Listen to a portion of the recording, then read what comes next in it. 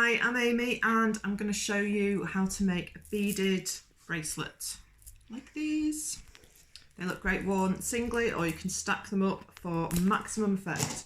So what you need is some beads, a piece of elastic, I've got a charm, a pencil, some scissors, some tape or a peg, and really important, something like this piece of felt to stop the beads from flying everywhere. So you can lay your beads out in the design that you want. I've gone for like a pinky purpley colour scheme, and I've alternated small, large, but it's completely up to you. You can do whatever you want.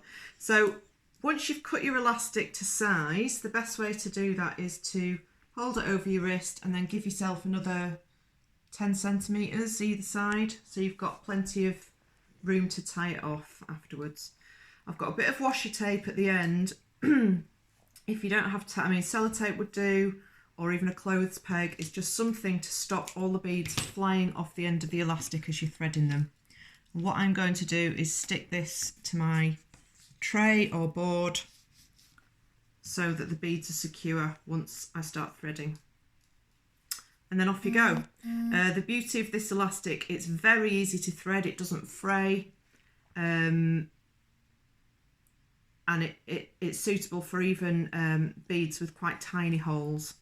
So it's a good one to use. Right, I'm going to pause the video. Okay, so I've threaded most of my beads onto the elastic.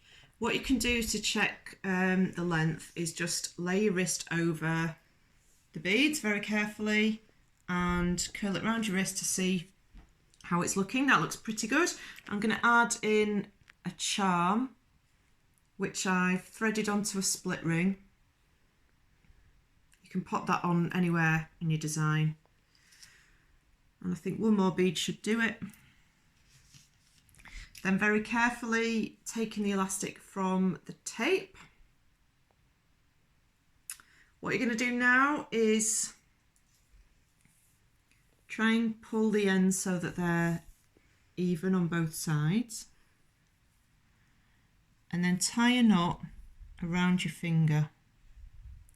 Now, what I find really helpful to make this knot as secure as possible, don't know if you can see that, is get something as slim as you can inside that knot to help you make it as secure as possible. So just come in close, Joshua.